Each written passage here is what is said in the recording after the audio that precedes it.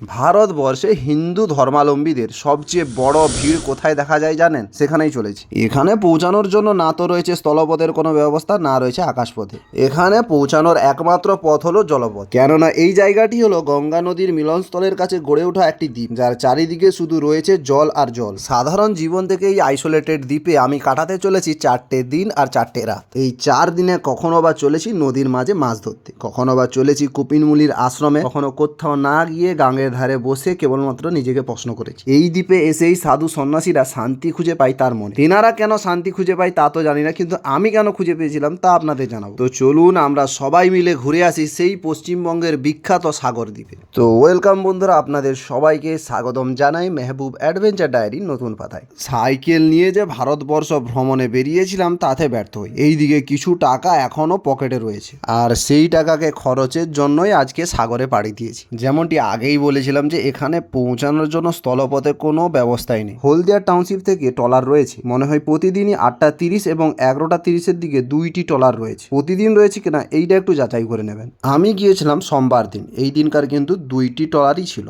আমি ধরবো 8:30 ট্রলার, তার কারণে সকাল 6টার সময় রুম থেকে বেরিয়ে পড়েছি 13 অপেক্ষার উদ্দেশ্যে। তারপরে নৌকায় করে বাসে করে অবশেষে পৌঁছাই টাউনশিপে 8:20 দিকে। প্রায় ট্রলার ছাড়ার সময় হয়ে এসেছিল। টাউনশিপে গিয়ে দেখবেন অর্জুনের একটি রথের মূর্তি রয়েছে, জাস্ট ওর পাশেই ট্রলারগুলো দাঁড় করিয়ে রাখা হয়। ট্রলারে উঠবার আগে আপনাকে টিকিট কাটা লাগবে। এই টিকিটের ধার্য মূল্য হলো 120 টাকা, যা আপনাকে টাউনশিপ থেকে সাগরের কচুবেড়িয়া পর্যন্ত নিয়ে যাবে। এই তক্তার মাধ্যমে ট্রলারে উঠতে হবে, যা আমার জন্য একটু হার্ড ছিল। সামনের যে ট্রলারটা রয়েছে এটা 11:30 এবং পেছনেরটা 8:30। তো 8:30 ট্রলারে গিয়ে আমরা বসলাম। এইদিকে ট্রলার লেট হয়ে ছাড়তে ছাড়তে 9টা। ভাবছিলাম এইবার ট্রলার ছেড়েছে, এবার রোমাঞ্চকর সফর শুরু হবে। প্রথমের দিকে হয়েছিল এমনটাই। প্রথমে কিছু বড় বড় জাহাজ দেখলাম যেগুলো দাঁড়িয়ে রয়েছে নদীর মাঝখানে। হলদিয়ার এই জায়গায় গভীরতা কম না, যার কারণে ভেতরে প্রবেশ করতে পারে না। ছোট ছোট জাহাজের মাধ্যমে বাকি সামানগুলো ভেতরে নিয়ে যাওয়া হয়। এইদিকে নদী থেকে বয়ে আসা জোরালো বাতাস, নদীর ঢেউ এবং ট্রলারের জার্নি যেন অস্বাভাবিক রোমাঞ্চকর লাগছিল। এই হলদিয়া টাউনশিপের পাশে আর একটা দ্বীপ রয়েছে যার নাম হচ্ছে নয়াচর। কোনো একদিন ঘুরে আসবো। আমরা যত নয়াচর থেকে আগের দিকে যাচ্ছিলাম, সমুদ্রের ঢেউয়ের প্রবলতা ততই বেড়ে চলেছিল।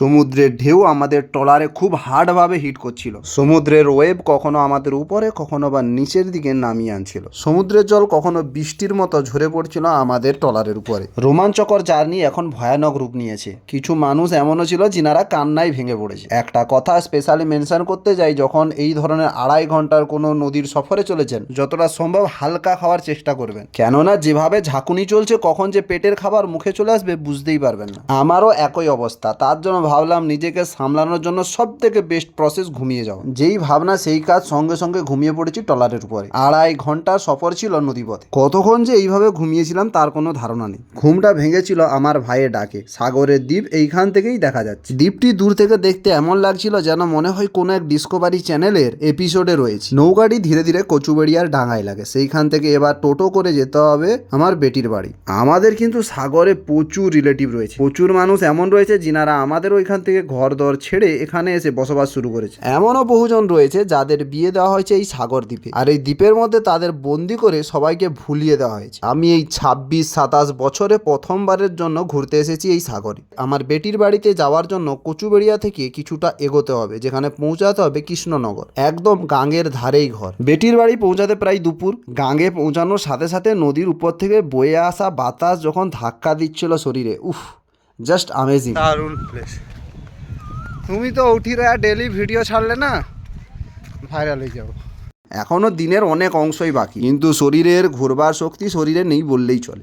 এদিকে নৌকো থেকে নেমে কত সময় হয়ে গেছে, শরীর যেন এখনও দুলছিল নৌকোর তালে তালে। ঘুম যেন চোখের পাতার উপরে বিশাল ভিড় জমিয়েছিল, আর সেই ভিড়ের ভারে কখন যে চোখের পাতা বন্ধ হয়ে গেছে বুঝতেও পারিনি। এভাবেই প্রথম দিনটা কাটিয়েছিলাম সাগরে ঘুম ঘুম ভাবনি।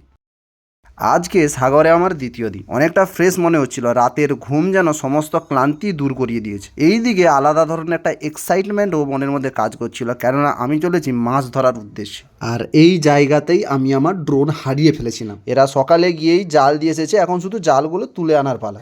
নদীতে এখন ভাটা পড়েছে, যার কারণে এখন আমাকে অনেকটা কাদা মেখে নিচ পর্যন্ত পৌঁছাতে হবে। কাদার মধ্যে পা প্রচণ্ড ভয়ানকভাবে স্লিপ করছিল। এইদিকে মাইক্রোফোন, ড্রোন, পাওয়ার ব্যাংক সব কিছুই রয়েছে ব্যাগের মধ্যে, এছাড়াও মোবাইল। পড়ে গেলে জলে ভিজে এগুলো খারাপ হওয়ার বিশাল সম্ভাবনা রয়েছে।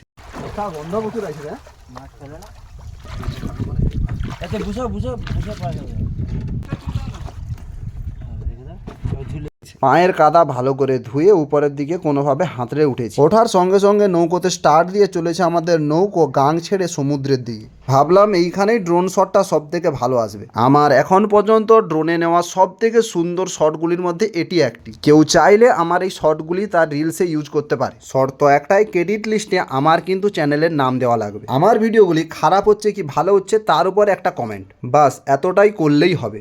জানেন না এই শটটা নিতে গিয়ে আমি আমার ড্রোনটাকে হারিয়েই ফেলেছিলাম। ড্রোনকে যে কত দূরে পাঠিয়ে দিয়েছিলাম তার কোনো ঠিকানাই নেই, সিগন্যাল পাচ্ছিলাম না কোথায় আছে। অবশেষে প্রায় 3 মিনিটের চেষ্টায় ফিরিয়ে নিয়ে আসি আমি আমার নৌকোয়। আগেকার সময়ে এই জায়গা পর্যন্ত দ্বীপ ছিল, যা ধীরে ধীরে নদীর জলে তলিয়ে গেছে। প্রতি বছরই কিছু না কিছু অংশ তলিয়েই যাচ্ছে। একে যদি থামানো না যায় বিগত কয়েক বছরে আরও কিছু অংশ তলিয়ে যাবে নদীর নিচে। দ্বীপ থেকে মাত্র 15-20 মিনিটের পথেই লাগানো ছিল আমাদের জালগুলি। এই যে দূরে দেখা যাচ্ছে না ডাব্বাগুলি, সলারগুলি ফেসে আছে, এইগুলি হচ্ছে জাল। এই ডাব্বা বলুন সলারের কাজ হলো জালগুলিকে নদীর উপরে ফেসে রাখা। এবার ধীরে ধীরে করে টেনে তুলে নিয়ে আসতে হবে জালগুলো নৌকার উপরে।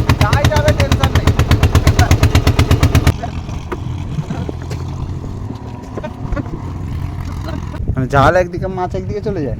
না লাস্টে পিছনে যাবে তোমার ঘরের নিচে। আচ্ছা আচ্ছা। মাছটা বের করে